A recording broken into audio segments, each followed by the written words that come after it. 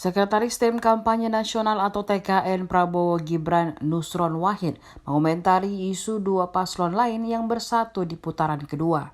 Menurut Nusron, hal itu justru mengindikasikan bahwa dua tim lawan mengakui keunggulan Prabowo Subianto.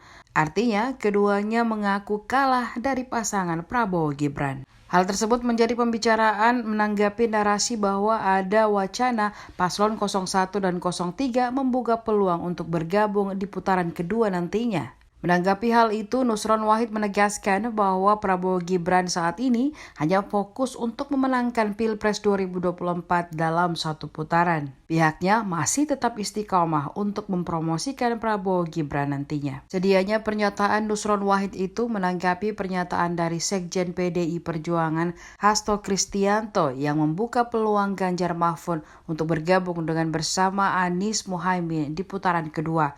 Nusron Wahid menjelaskan ucapan Hasto sama halnya mengakui bahwa saat ini Prabowo Gibran telah unggul. Menurutnya, jika keduanya siap-siap masuk ke putaran kedua, artinya dari sebelah juga mengakui data elektabilitas yang ada bahwa Prabowo Gibran lebih unggul. Nusron Wahid menegaskan bahwa Gibran hanya ingin konsentrasi selesai di persatuan membangun Indonesia, bukan untuk mencari lawan seperti yang diisukan selama ini. Nusron Wahid juga mengingatkan bahwa apa yang saat ini dijalani TKN bukan politik saling menjatuhkan dan menyerang. Sebaliknya, Prabowo memilih jalan demokrasi untuk merebut hati rakyat, bukan dengan menjatuhkan orang lain, mengkudeta, memakzulkan, atau dengan menciptakan musuh di kalangan saudara sendiri. Download Tribun X sekarang, menghadirkan lokal menjadi Indonesia.